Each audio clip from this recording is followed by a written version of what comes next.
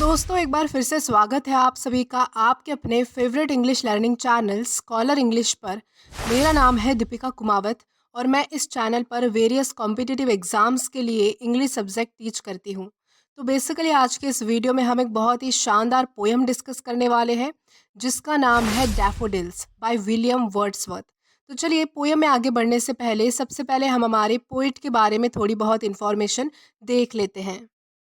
तो दोस्तों William Wordsworth इनका जन्म 7 अप्रैल 1770 कॉकरमाउथ यूनाइटेड किंगडम में हुआ था। वो रोमांटिक मूवमेंट के इंग्लिश पोइट्री के मेजर पोएट रह चुके हैं और 1843 से लेकर 1850 यानी कि अपनी मृत्यु तक वो इंग्लैंड में पोएट लॉरिएट रह चुके हैं।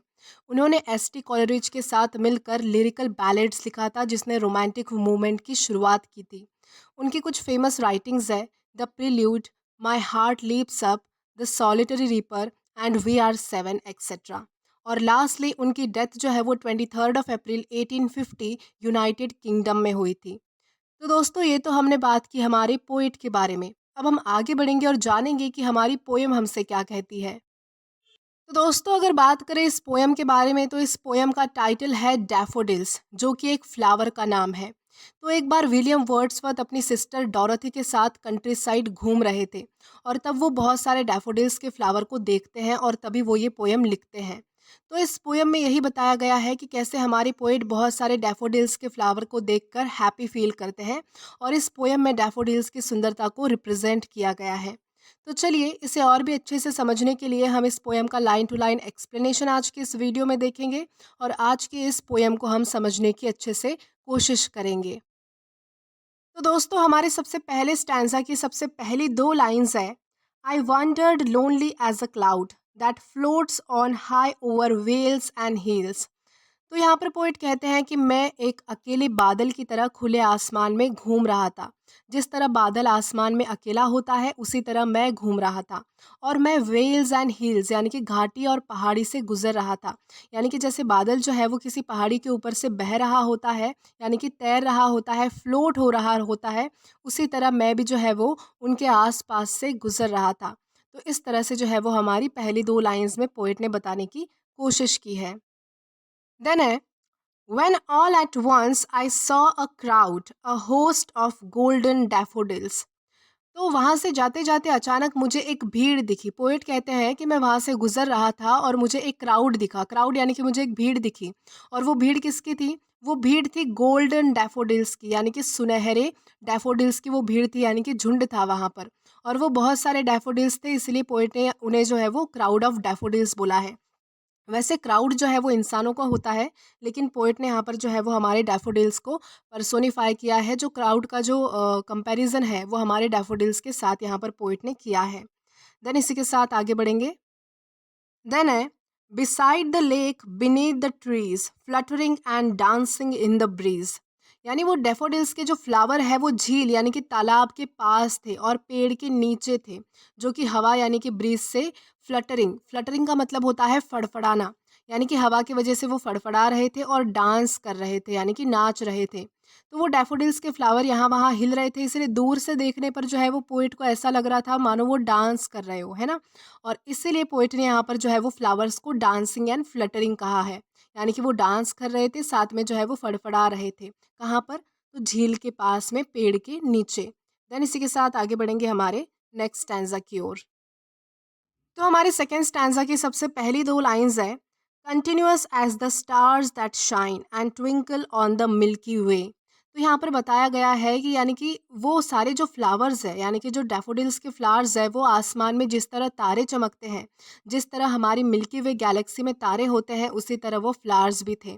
अब जैसा कि आपने देखा होगा कि जो हमारी मिल्की वे गैलेक्सी है उसमें बहुत सारी सेलेस्टियल बॉडीज़ है यानी कि वहाँ पर आपको कॉमेट्स मिलेंगे, आपको प्लैनेट्स एंड स्टार्स एंड बहुत सारी सेलेस्टियल बॉडीज़ है। तो यहाँ पर जो है वो स्टार्स की बात हो रही है कि वहाँ पर जो है वो हमारी मिल्की वे गैलेक्सी में जिस तरह अनगिनत स्टार्स है, जिस तरह एक साथ हमें बहुत सारे स्टार्स दिखते हैं उसी तरह जो है वो पोएट ने यहाँ पर हमारे डैफोडिल्स के फ्लावर्स को उन स्टार से कंपेयर किया है। तो यहाँ पर पोएट क्या क्या कहते हैं कि वो जो डैफोडिल्स के फ्लावर हैं वो मुझे ऐसे दिख रहे थे कि मानो मिल्की वे गैलेक्सी में बहुत सारे स्टार्स हो यानी कि इतनी सारी तादाद में वो डैफोडिल्स के फ्लावर्स वहाँ पर थे। देन है they stretch in never ending line along the margin of a bay. और वो जो सारे फ्लावर्स हैं नेवर एंडिंग लाइन में स्ट्रेच हुए पड़े थे। इसका क्या मतलब है कि यानी कि वो जो फ्लावर है उनकी जो लाइन है वो कभी ख़त्म ही नहीं हो रही थी। यानी कि जहाँ तक मेरी नज़र जा रही थी वहाँ तक मुझे सिर्फ डैफोडिल्स के फ्लावर्स ही दिख रहे थे। यानी कि इतनी सारी कगार पे, यानी कि इतनी सारी जो है वो इतने सारे एरिया में जो है वो डैफोडिल्स के फ्लावर सारे फैले पड़े हुए थे। यानी कि उनकी लाइन जो है वो नेवर एंडिंग थी और वो स्ट्रेच हुए पड़े थे। यानी कि हर जगह जो है वो डैफोडिल्स के फ्लावर्स ही थे। और यहाँ तक कि जो घाटी है, यानी कि यहाँ पर जो बे बताया गया है BAY बे, उसका मतलब होता है घाटी। उसके मार्जिन पर भी, खाड़ी या फिर घाटी हम जिसे बोलते हैं, तो उसके मार्जिन पर भी यानी कि उसके किनारे पर भी डैफोडिल्स के फ्लावर सब जगह थे। यानी कि इतनी ज़्यादा तादाद में जो है वो डैफोडिल्स के फ्लावर वहाँ पर दिख रहे थे। तो यहाँ पर जो है वो इस तरह से हमारे पोइट ने बताने की कोशिश की है। देन इसके बाद है 10,000 saw I at a glance, tossing their heads in sprightly dance। तो यहाँ पर पोइट कहते हैं कि एक झलक में मैंने कम से कम 10,000 फ्लावर्स देखे होंगे जो कि हवा में जोश में डांस कर रहे थे। स्प्राइटली का मतलब होता है जोशपूर्ण, यानी कि बहुत ही ज़्यादा स्पिरिट में, बहुत ज़्यादा एनर्जी के साथ, जोश के साथ जो है वो सारे फ्लावर्स डांस कर रहे थे। और जब वो हवा से एक दूसरे से टकरा रहे थे तो ऐसा लग रहा था मानो उनके सिर जो है वो आपस में टॉस हो रहे हो, यानी कि आपस में टकरा रहे हो। देन इसी के साथ आगे बढ़ेंगे हमारे नेक्स्ट स्टैंजा की ओर। इसके बाद हमारे स्टैंजा की सबसे पहली दो लाइंस है, the waves beside them dance but they out did the sparkling waves in Glee. तो यहाँ पर बताया गया है कि वहाँ पास ही में जो है वो एक लेक थी। लेक का मतलब होता है झील या फिर तालाब। तो वहाँ की जो लहरें हैं, यानी कि उस लेक की जो लहरें हैं वो डांस कर रही थी। लेकिन वो जो वेव्स थी वो बहुत ज़्यादा सुंदर थी, बहुत ही ज़्यादा अच्छी थी, बहुत ज़्यादा सुंदर दिखाई दे रही थी। लेकिन जो हमारे डैफोडिल्स के फ्लावर्स थे वो उनसे आगे निकल गए। उनसे आगे निकल गए मतलब जो डैफोडिल्स है, यानी कि जो डैफोडिल्स के फ्लावर्स है वो वेव से कई गुना ज़्यादा सुंदर लग रहे थे। यानी कि वो वेव्स तो सुंदर तो लग रही थी लेकिन डैफोडिल से ज़्यादा नहीं। तो यहाँ पर इस तरह से पोएट ने यहाँ पर बताने की कोशिश की है कि जो वेव्स है वो बहुत ज़्यादा सुंदर थी, लेकिन जो डैफोडिल्स के फ्लावर्स है वो वेव से, यानी कि लहरों से भी और ज़्यादा सुंदर दिखाई दे रहे थे।